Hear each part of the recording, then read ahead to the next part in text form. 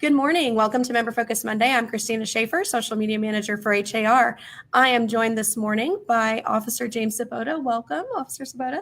Thank you very much for having me on this nice program this morning. Thank you so much for being here. Yes. So we have a lot to talk about today. If you could just start off, though, by sharing with us, just introducing yourself, your background, your current role, and what you do for HPD.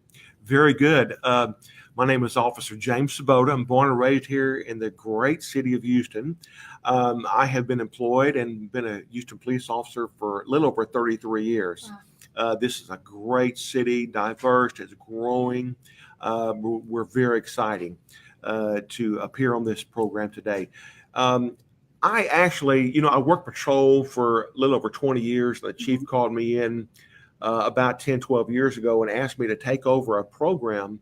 And the program is named the Positive Interaction Program, or PIP for short. So I will refer to the program as the PIP.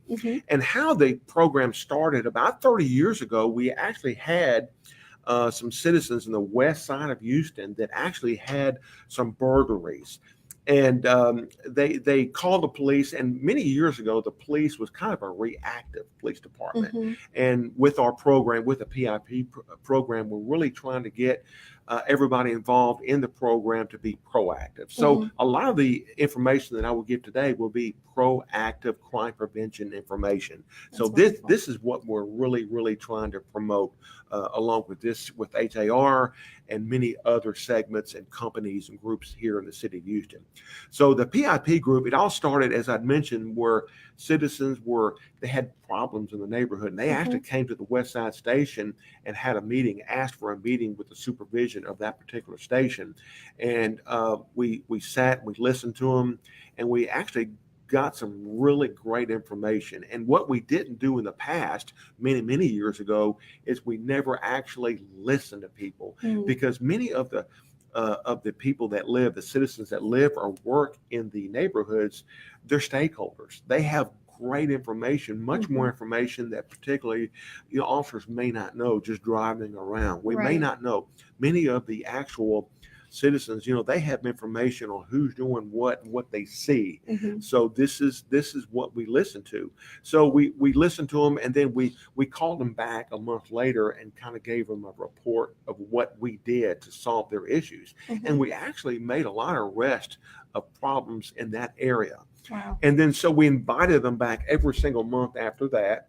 And what we've noticed is many of the citizens or business owners, they really didn't know how we operate. Many of the just simple things of, we have different squads, different divisions within HPD, and they just didn't know how we operated. So what we formed this group, this program called the Positive Interaction Program, PIP, and every single station. Now we have every single patrol station, we have a officer who has been hand chosen, who works well with the community, he or she. And what we do, that particular station has a PIP meeting, and it's usually monthly. It could be at a church, it could be at an apartment complex or a business. We try to tailor make it to where it's very effective for a specific group or a business. So and what we do with these meetings, we actually invite everybody and listen to their stories, to the concerns they have. And in addition, on the flip side, we always have somebody who is a guest speaker within HPD. Could be somebody from the burglary and theft division, could be for helicopters, robbery, or canine. So we educate the public on what to expect when you see a helicopter flying over, or when you see, a certain type of vehicle driving through your neighborhood. So they'll be aware and educated on what we're doing. So absolutely, it's really a great program. Now, in addition to this, what we do is every other month we have what we call an umbrella meeting called the Citywide PIP Program. And it's on the odd number of months. The next meeting we're going to have is May 14th at 7 p.m. And the address is 1602 State Street, 77007. And it's actually at our Union Hall. And we invite everybody to come out to it. It's a great way. The chief is usually there, and he will kind of give a state of the department address. kind of what's going on, and we'll have different guest speakers throughout the whole department. And our next meeting, which will be May 14th, we're going to have a division that we have a new system called Cop Logic. And basically what it is an online police report system that's new. So instead of, we're all busy, we all work, we come home.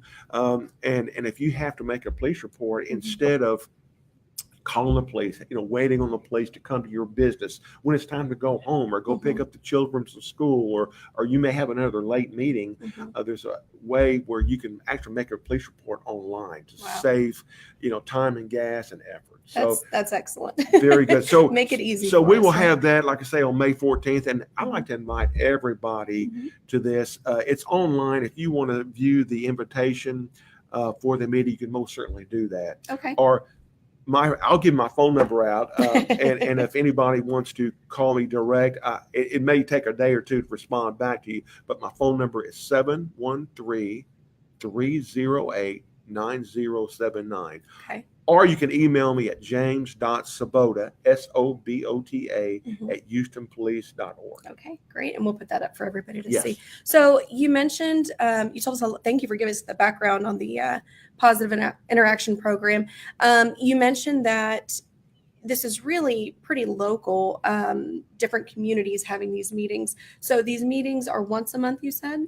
Yes, the divisional meeting is usually once a month. Now, as I said, sometimes in a certain neighborhood, they'll usually have it at a police station, at or sometimes they'll have it at a church or another civic club. So that particular district may have different meetings at different locations. But the best way, call that division or the neighborhood police station, ask them who your PIP officer is, or you can call me up and ask who it is and find out when the meeting is. Okay. And they're really a great resource. And it's also a great resource is, just say if you sell a property and you want to tell the owner who's buying it, hey, we've got a great resource to get involved in the community.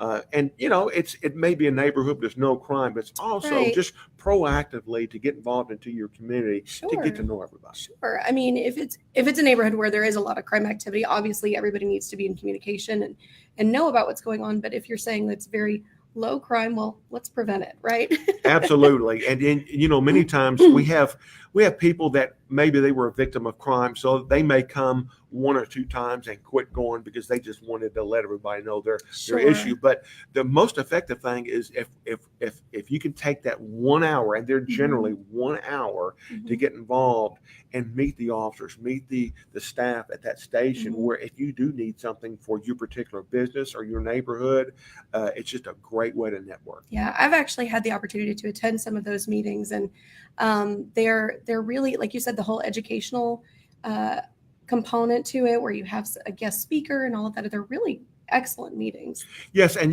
we've had a few people come in and they were just angry because they were a victim of crime and they wanted the police to do something. And some of these folks that actually came to the meeting and complained, they end up being some of the very best members and very active and leaders of that community. Because they're passionate, right? Yes, they're passionate about their community. Yes. Very good. So we gave the information on the meetings, and we'll put those websites back up for everybody.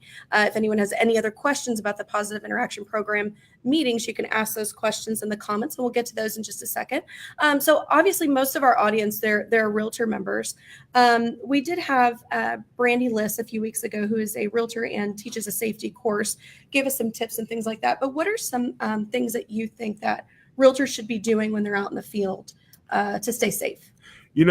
Unlike some jobs where people go to an office and they're there throughout the whole day. Sure. From what I understand, agents, they go out in the field, as you had mentioned. And once you start getting out to the unknown, it's very, very important to have a safety policy and have a safety mind where you may meet somebody who you don't know. So first of all, it's very important is to give, once you know you're going to meet somebody at that location, is to have a great connection with your office. Make sure that your staff members, your coworkers, has your cell phone. Just tell your staff members, I'm going to be gone to this location. Let them know the location also, and let them know who you're meeting. It's very important when you have, and it could be somebody could call you up and say, look, I'm only into Houston for a few hours, and I want to look at one piece of property.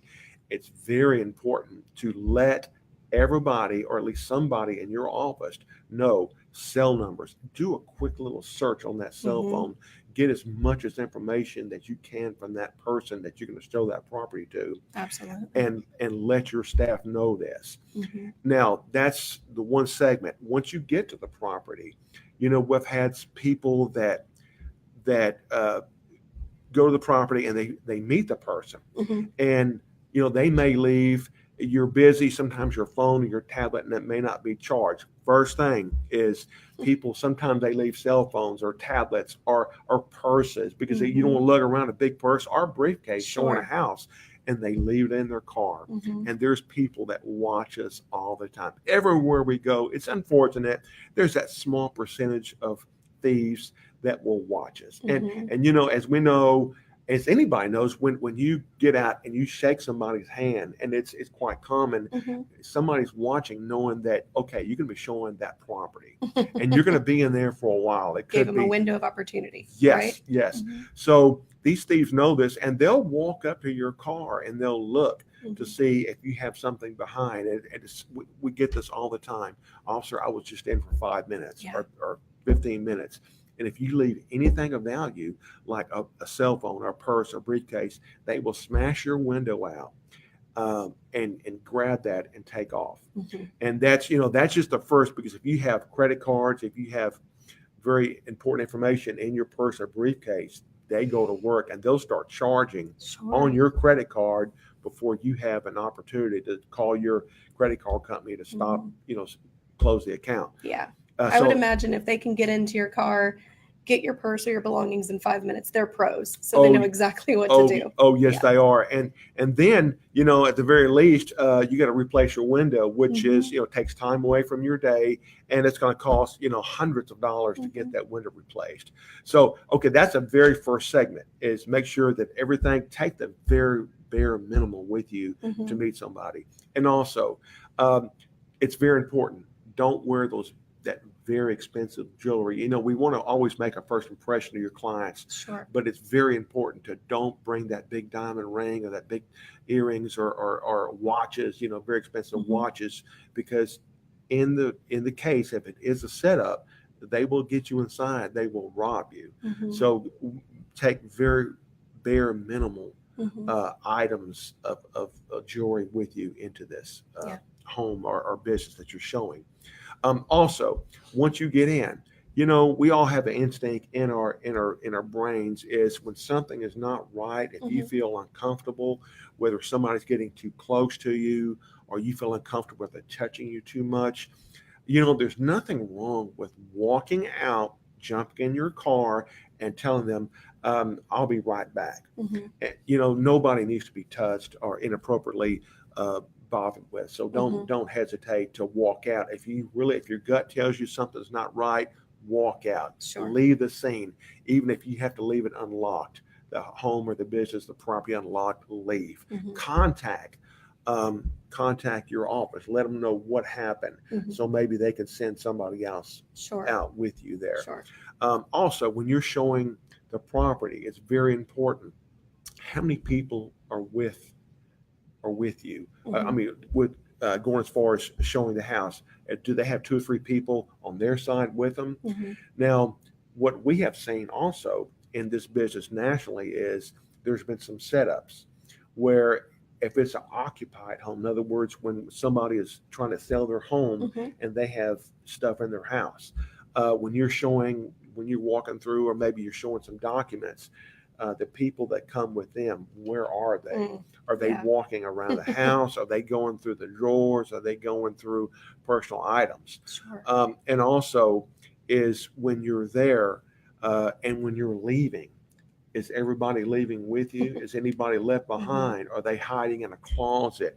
Do they crawl in the attic? Yeah, especially with open houses, because you may have an influx of people that came in and they're not together, right? There's groups of people that have come in now, and how do you keep track of everybody, right? So Yes, and if the open house is for several hours and when you leave, make sure that you do a survey, walk to the house and make sure that nobody's hiding.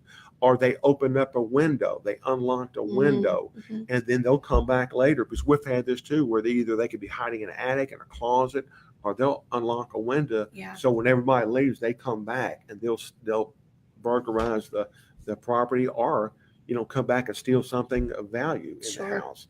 So it's very important to be proactive and watch whoever comes and goes out of the house, whether it's an open house or you're just showing up one-on-one. And there's multiple people, because sometimes, it's a family. There may be people that want to just, look at the house and say, okay, well, this, my wife or my husband likes this, my kids like this room.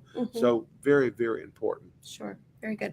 So obviously a lot of this is about being proactive. So what are things that realtors can do to prevent crime in the communities that they're listing and selling in?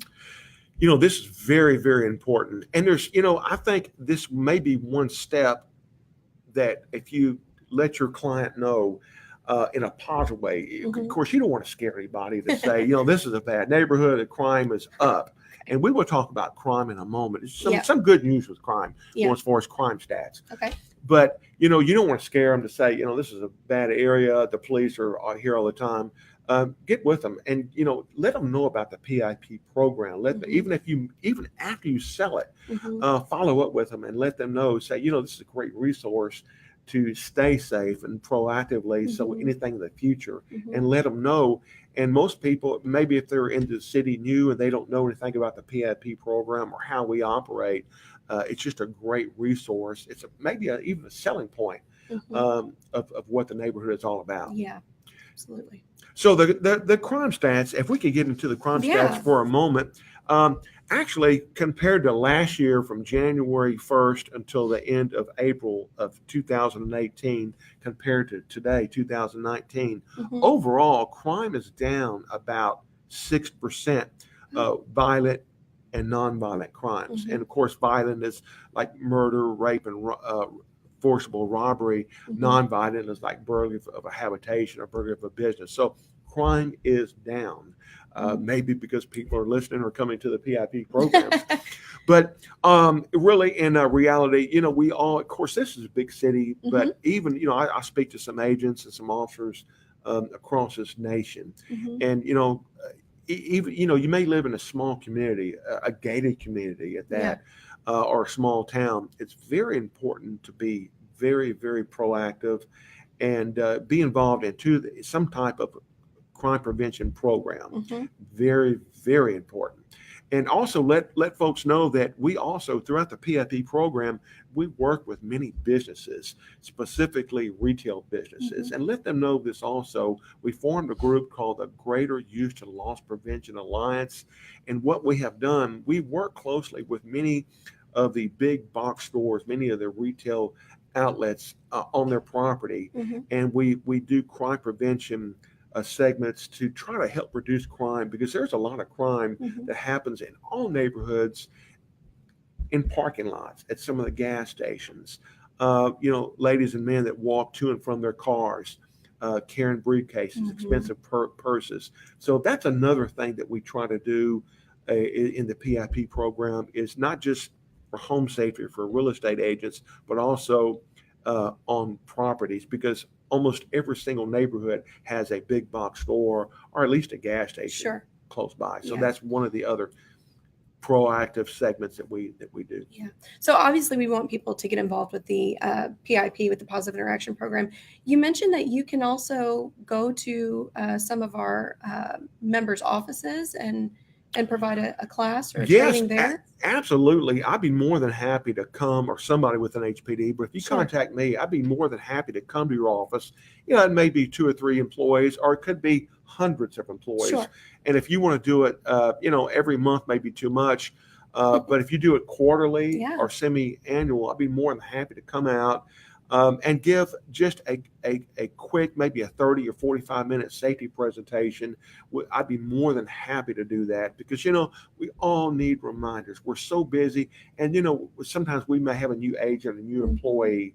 And if we could reduce crime through that particular employee, something happened to them, and just like a refresher to everybody else. Sure. We found out our lives were just so busy. Mm-hmm. The traffic coming in to your office, or you may be in your office and all of a sudden somebody wants to look at a property, Mm-hmm. and they'll say, "I'll meet you there in 30 minutes." Right. We still must always remember safety is first. Absolutely. Personal safety is always first, and also the safety of your clients or somebody that's showing their house, so they won't become a victim of crime. So they won't point their finger at you and say, "Look, you showed my house and it ended up getting burglarized later." Right. Okay. I'm going to take a second just to see what questions we have coming in from our members. A lot of people telling you good morning and thanking you for being here today. So Steph is asking, and I don't know if you know this percentage offhand, what percentage of realtors have a license to carry a weapon? Is that against any TREC or TAR rules? Are there courses available just for realtors who want to take those courses? As far as I'm aware, it's not against any TREC or TAR rules. Do you have any thoughts on realtors carrying handguns? This is a very good question. I've asked this question many, many times. Carrying a weapon is a big responsibility, whether it's a handgun, a knife, or a taser. Mm-hmm. Training is absolutely very important where you're comfortable with it. And of course, and now in Texas, we have open carry law where you can carry a handgun openly on your hip, or Right.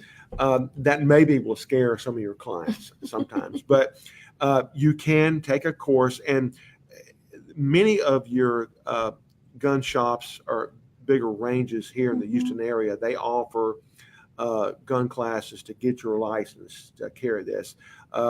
And as far as I know, there's none specifically for agents, but their classes are very, very comfortable, and they're not too expensive for the classes. But I recommend those who feel comfortable carrying a handgun. You can most certainly do that for your safety. If somebody ever, if your life is in danger, of course, that's the key to it. If your life is in danger, Absolutely. you can produce a weapon, Mm-hmm.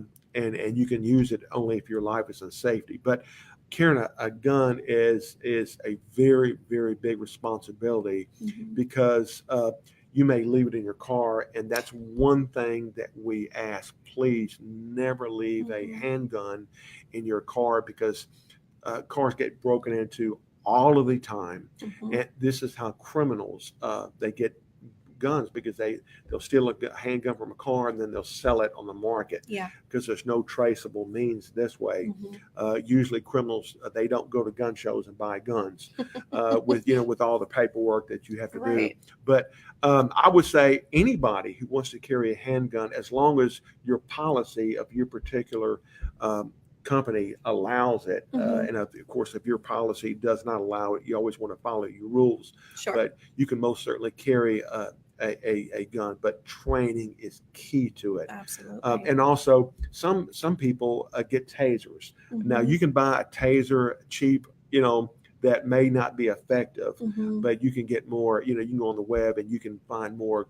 I wouldn't say complicated, but more tasers that will be effective. But also, do your research, find out how you can use it. Now, I've seen some people, they may have a handgun or a taser or some type of weapon, self-defense weapon, in their purse or in their briefcase. And of course, if you're confronted by somebody, just say you're going to show a house and somebody walks up to you and grabs you, physically grabs you, or they produce a weapon. You got to be trained enough, because if you have it in your purse, or if you have it deep in the bottom of a briefcase, you can't tell the criminal, "Oh, wait one moment, let me get my weapon out. Hold on, I'm prepared for this. Let me dig in my purse and find my weapon." So you must be prepared for it. And I've seen ladies that have waistbands, whether it's a dress or pants, and they do have weapons on Sure. them. But that's a very good question, and thank you for Mhm. asking. This is very, very Yeah. important. But Having the weapon, it sounds like, is the first step, but being able to use it in the moment that it's Absolutely. necessary is quite another. very good question. Okay. Claudia's asking, what tips do you have for homeowners to deter criminals from your home? Of course, with today's time, cameras and signs that say we have cameras. I've seen every neighborhood and people that have cameras and signs that deters criminals. However, your more hardcore criminals, they may wear clothing or mask or some type of cover on their Mhm. face, where if they're going to want to do a home invasion or if they're going to burglarize, they will defeat the purpose of having a camera. But in the very few times during the week or month, we'll have home invasions, and those can become very, very scary. Absolutely. First of all, when you're coming and going from your home, it is very important. At the end of the day, we're tired. We're worried about dinner. Maybe you got to jump back on your laptop once you get into your home. Mhm. Is anybody following you? Mhm. Is anybody pulling up to you? I've had instances where people they get out of the car and somebody's approaching them, and somebody will say something like, "Excuse me, ma'am or sir, I'm lost and I need to find a certain address. I think my friend lives close by here," Mhm. and they will gain your trust. They may be dressed nicely, Mhm. and they're gaining your trust, and they will approach you. And once they get close to you, they may rob you, or they Yeah. may be a carjacking, or they may do a home invasion to get you in your house. Mhm. The tips that I can give there: if somebody approaches you with a weapon or a threat, there's nothing wrong with running in any direction. Never comply with them, Mhm. because if you comply with them, it can become very dangerous or deadly, Mhm. because they can get you in the home, they can ransack and tie you up. Right. Is do not comply with them. Of course, every situation is different, but try to run away, scream or holler, and do not. If they grab you by the arm or something, resist as much as you can and run away. And you see this all the time where people get followed. And Mhm. there's nothing wrong as you're pulling into your neighborhood. If you are being followed, if you Mhm. think you're being followed, don't go straight home. If you have to, go drive. Know where your police stations are at. Mhm. Know where your fire stations are at.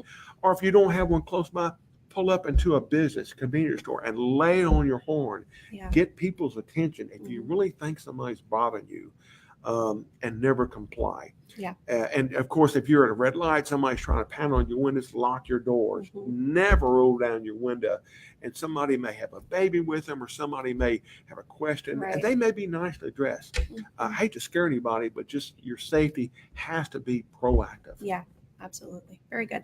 So I'm happy to hear the news of the crime stats, that the crime rates everything is down Compared to last year, yes. compared to last year. Where can we find these crime stats? Very good question. If you go to our web, of course, you can go to, And we'll put up the website. yes, the HoustonText.gov, and go to police, and Mhm. then the crime statistics.